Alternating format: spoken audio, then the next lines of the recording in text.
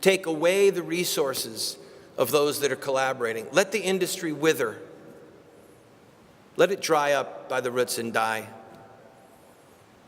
Really investigate who you're giving your money to would be a simple thing. What are they really doing? What are they doing? What are you getting what bang for your buck are you getting? And are they telling you that if you'll just give money, you have discharged your duty? Martin Luther King didn't say, send us money. He said, come to the Edmund Pettus Bridge, march with us. Sacrifice, take risks with us. I believe that every person in this room would like to see child killing ended. And by the way, calling it child killing, again, don't use the word abortion. Jar the conscience.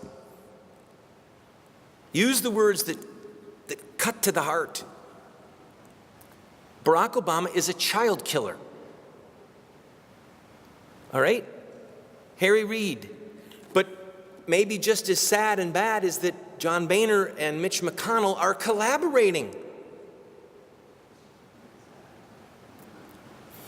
I'll make this final point, and then to make my point, and then I'll close.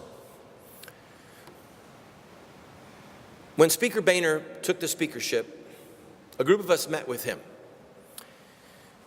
and said, here's what John Boehner has said publicly about the number one priority of human life and all these flowery words. And we said, we're going to hold his feet to these words.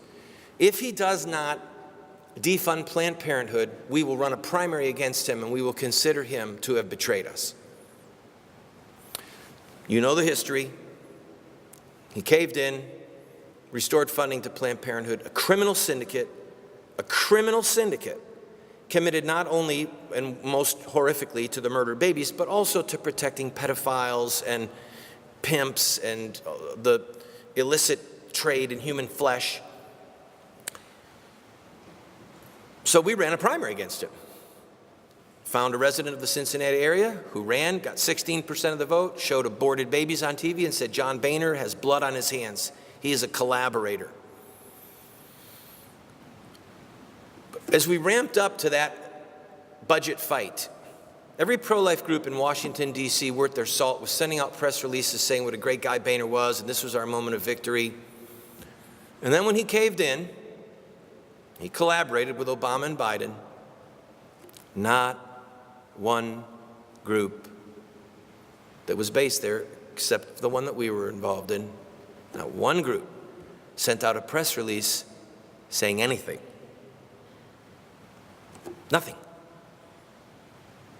Not a word of, oh my gosh, we're shocked, how tragic, a word of condemnation, we've been betrayed. Nothing.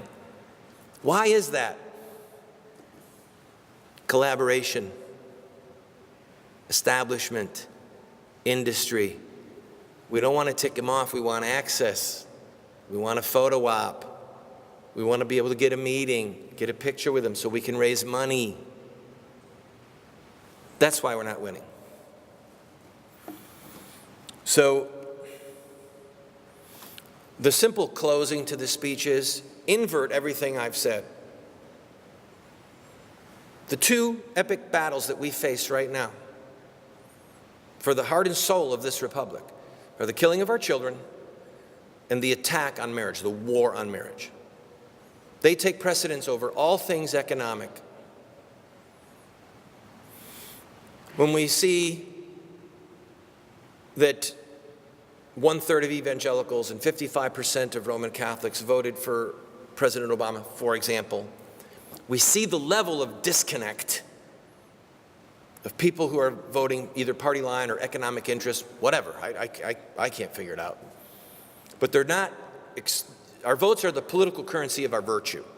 So we have to vote in such a way that reflects the hierarchy of good and evil that God has established in his law. And there is a hierarchy of good and evil.